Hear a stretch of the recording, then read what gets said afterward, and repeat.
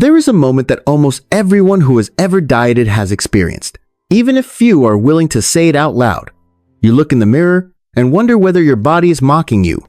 Your face looks slimmer, your shoulders, arms, even your legs seem leaner, but your belly is still there, stubborn, silent, as if all your effort never existed. And here is the opening line. Science rarely says this bluntly, but you need to hear it at the very start of this video. Belly fat is not fighting you. It is protecting you. Biologically, belly fat is not just excess fat. It is an active tissue that functions like a security system. It is tightly linked to insulin, cortisol, and ancient survival signals. When you start dieting, your body does not think, "Great, time to look lean." It thinks something is wrong. And its first response is not fat burning, but assessing the level of danger. In the early days of dieting, what you lose fastest is not fat, but glycogen and water. The scale drops, clothes feel looser. A sense of victory comes very early, but that is only the warm-up. Your body is testing whether this shortage is temporary or a real threat. Only when the deficit continues consistently and predictably does biology begin to shift gears. Insulin gradually falls. The liver runs low on quick reserves, and only then does the body begin to consider using fat. Even then, it prioritizes safer fat first, subcutaneous fat, rather than immediately touching the visceral fat that protects vital organs. This is exactly why so many people quit in the second week. Not because they did anything wrong, but because they stopped right when biology was preparing to change. From a hormonal perspective, this process is like a negotiation.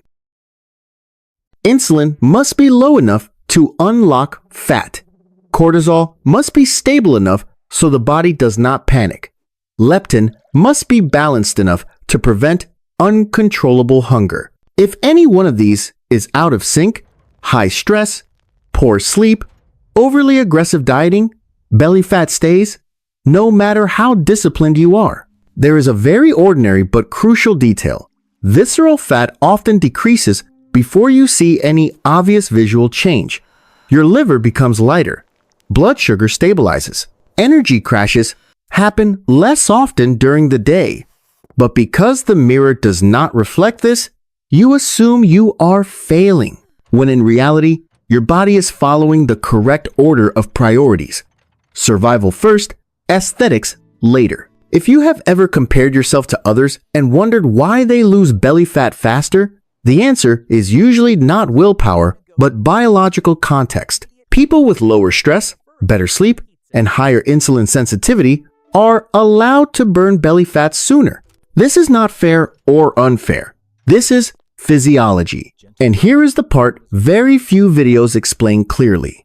Losing belly fat is not an attack. It is a permission-based process. The body only allows it when it trusts that you are not destroying yourself. A moderate deficit, a stable daily rhythm, enough movement to improve metabolism, but not enough to trigger panic. It sounds slow, but it is sustainable. For most people, belly fat begins to change meaningfully somewhere between week 3 and week 6.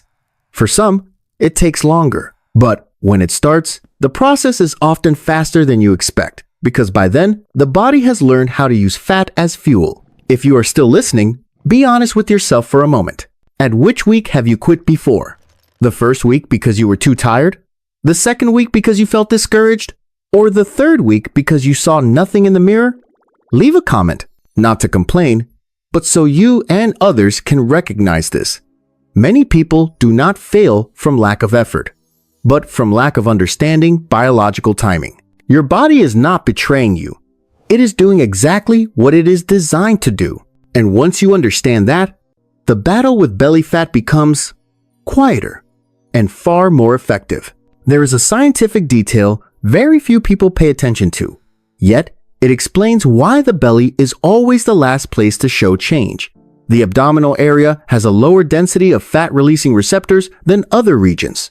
In other words, even when the body is ready to burn fat, the signal reaches belly fat more slowly. This has little to do with how little you eat or how hard you train, and much more to do with blood flow, hormones, and a long history of fat storage in that area.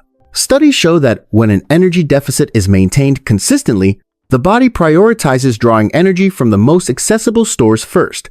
That is why the face and limbs lean out early. The belly, which holds both subcutaneous fat and visceral fat, is only touched once the system is confident that the deficit is not a short-term shock. This is the scientific reason behind the very ordinary advice.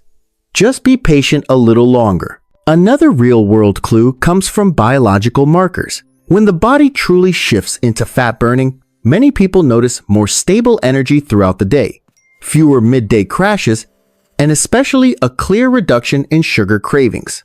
This happens when the liver begins converting fat into ketones, a clean, steady fuel source for the brain. You do not feel euphoric. You feel calm, and that is a very good sign.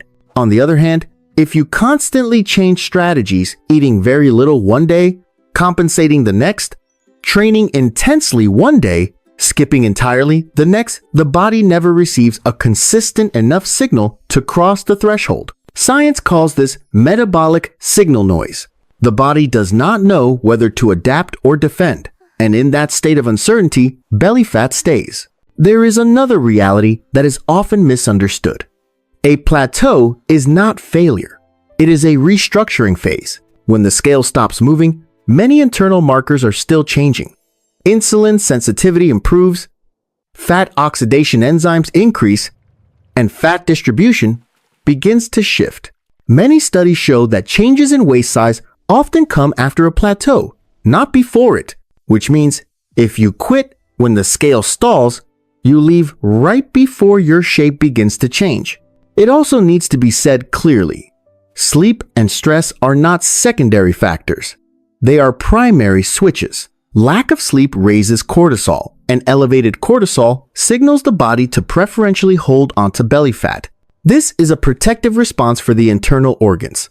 You can eat right and train enough, but if you live in a constant state of stress, biology will choose safety over leanness.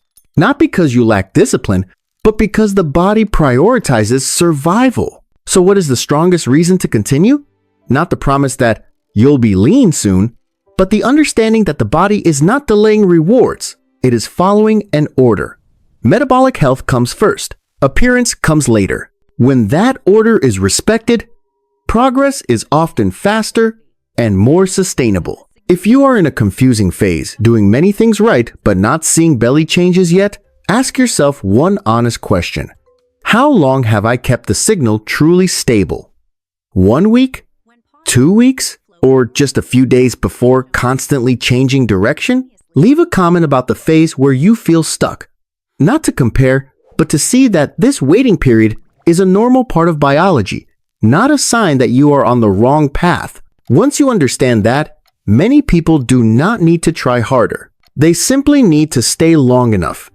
And very often, that is exactly when things begin to change clearly.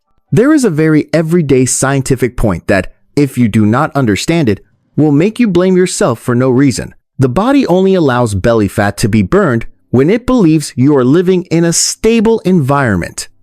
Not a gym environment, not a meal plan on paper, but the overall biological environment that your brain and hormones perceive every single day. Long-term fat loss research shows the same pattern again and again. People who lose belly fat sustainably are not the ones creating the largest deficits, but the ones maintaining a small, consistent deficit. When energy intake is reduced moderately, around 15 to 20% below needs, the thyroid continues to function normally. Leptin does not drop too sharply, and cortisol is not chronically activated. This is the safe zone in which the body allows sensitive fat stores like the belly to be used. A very real example of this is the phenomenon of extreme dieting with no belly fat reduction. When calories are cut too deeply, the body responds by lowering resting energy expenditure, increasing hunger signals, and holding on to visceral fat as a mandatory reserve. Many people call this a slowed metabolism, but in essence, it is the body switching into survival saving mode.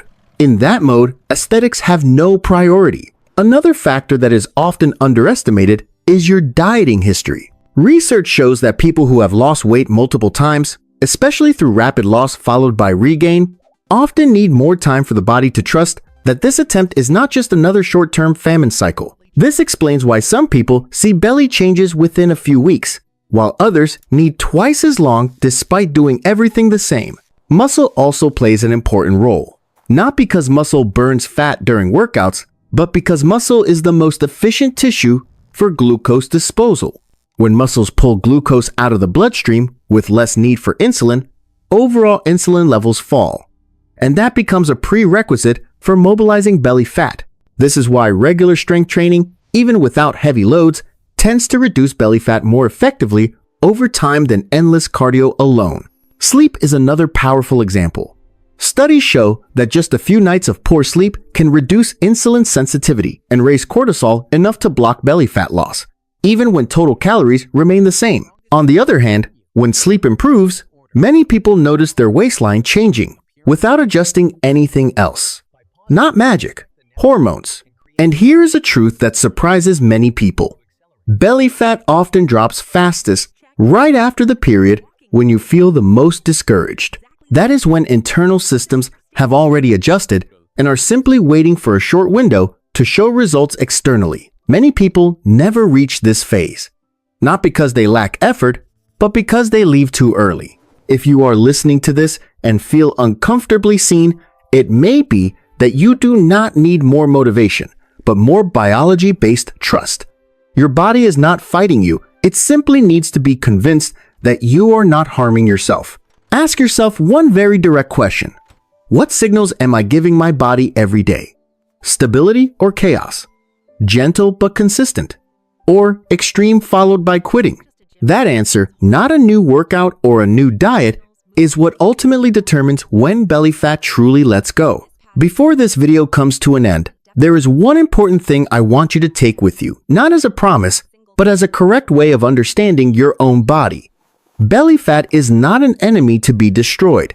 It is a sign that your body has learned to live in a state of prolonged defense.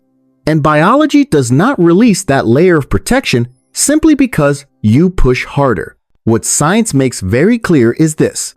Belly fat only leaves when the body feels reassured, when energy intake is stable, when insulin is no longer swinging sharply, when cortisol is not being pulled up day after day, when sleep, movement, and eating all send the same message.